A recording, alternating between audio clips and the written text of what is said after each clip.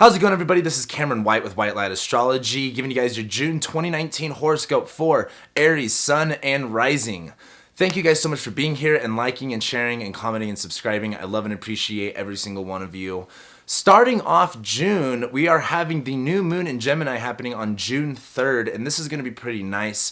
Aries, this is happening in your third house. Now, when you have a new moon, it's when you have both of the luminaries in the same sign as one another. And this is when you're highlighting one area of your chart, one area, or like one sign, one archetype. And the new moon in Gemini is going to be good for, like being able to communicate more, getting better ideas, having a better and clearer message to be laid across. However, this is happening in your third house, and the third house is all about our ability. This is all about communication, writing, teaching, as well as short distance travel, our siblings, our neighbors, things that are within relative proximity to ourselves. The third house is kind of like a lot of things packaged up in one little ball, and I really think that this new moon in Gemini for you guys is really going to give you a bigger understanding of what your capabilities are, giving you a better viewpoint and a perspective of how you can go about what exactly it is that you want to do. This is a new moon, kind of like classic for resetting intentions and energy. So I really think that this new moon in Gemini is going to give you guys a good start off to the month with a game plan and an idea of how the rest of the month is going to go on.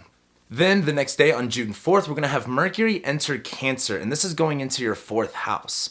Now, Mercury is the planet of communication and ideas. It's the way that we express our thoughts, the way that our thoughts kind of behave. It's how we think. It's our mindset. And as Mercury goes into the sign of Cancer is all about trust, what we need to protect, what we need to nurture, what we need to shell off in order to, avoid damage. It's kind of like, a crab has a very hard shell, but it's very soft and tender on the inside. And as Mercury goes into Cancer, this is when our ideas, our mindset is going to be a little bit more focused on our most maternal needs, our basic needs. This is going to be more focused on being able to have empathy and relating to the other person or relating to the idea or the project at hand. Mercury in Cancer is going to be really good for, having close communication, being able to actually not necessarily say the things that you need to say. That's also a good delineation, but it's more about being able to focus on when you're talking, when you're speaking, when you're thinking about things, focusing on the root of the matter and where the sources are and what needs to be healed, what needs to be addressed, what needs to be protected, and what needs to be nurtured. And this is going into your fourth house of the home and the family life and your private life, where you live, your parents, your heritage, where your past and where you've came from. The fourth house is where we center ourselves, and I think as Mercury goes into Cancer for you guys, this is going to be a really good time to reach out to, maybe your parents, get focused a little bit more on the things that are going on in your home. If you need to address some certain topics or you need to address some needs, this is going to be a really good time for that.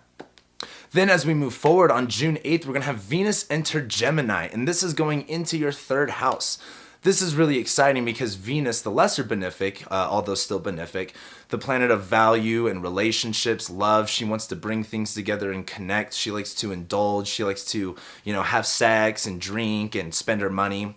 While Venus goes into Gemini, the sign of Gemini is all about communication. It's Mercury ruled. It's about getting the idea across. And as Venus goes into Gemini, this is when we're really going to value social situations and spreading communication and messages.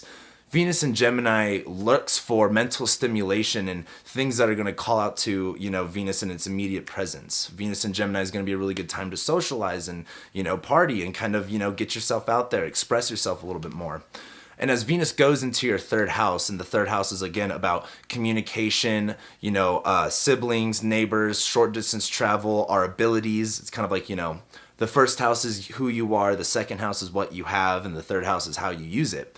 As Venus goes into this area, you might find yourself, having a little bit better time with your capabilities and having a little bit more fun expressing yourself, finding a little bit more value in what exactly it is that you're saying or what it is that exactly you're doing. So then as we move forward to June 12th, we're going to have Mars conjoin the North Node in Cancer and oppose Saturn. This is a lot of energy right here, as Mars is in its sign of fall in Cancer, where it doesn't work all that well, and we talked a lot about that in my May horoscopes. However, it's going to be on top of the North Node, and the North Node it can be very compelling at times because the North Node is, it's what we're hungry for. It's Rahu, it's the dragon's head, it's what we're wanting to consume and charge after.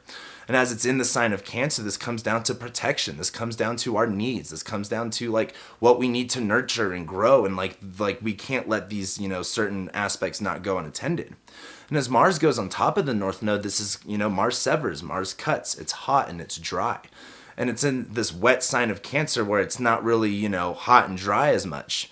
And when you have Mars going on top of the North Node, this is going to be a sense of calling to what direction that we need to go to.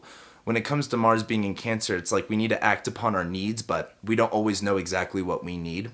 And as Mars goes on top of the North Node in your 4th house, again, of family and home life and stuff like that, this kind of comes down to what direction do you need to go? What direction do you need to take that's going to better suit your needs in the aspect of your home and your private life and your family? What's going to make you feel more comfortable? And as Mars opposes Saturn, this is a really big deal since Saturn's in its domicile sign of Capricorn. Saturn and Capricorn can be making this a very difficult decision to make, and it feels like everything that you need that's holding you back is out of your control. And as Mars is going over the North Node, this is going to be the time to take assertive action on the things that you need to protect yourself with and the things that you need to take care of yourself with. Like, again, I can't emphasize enough on addressing your basic needs. Then as we move forward into June 15th, that's when we're going to have Mercury conjoin the North Node. And now, again, how I said the North Node is very much this direction that we're looking to go towards. What are we really focused on? Mercury is this planet of ideas and communication, as well as, our mindset and everything like that. And as Mercury goes on top of the North Node, this is going to be where we have a little bit more clarity of what that looks like. Mars might be taking the action and might be kind of like do first, think later, and that might kind of bite you in the butt at the end of the day. However, as Mercury goes on top of the North Node, this is seeing and visualizing and actually having an image or an idea to work with when it comes down to what taking action looks like and what going in that direction looks like. Also on June 15th, that's also when Mercury will oppose Saturn. So again, it has that very limiting and cold part of it. But we'll also have the full moon in Sagittarius as well.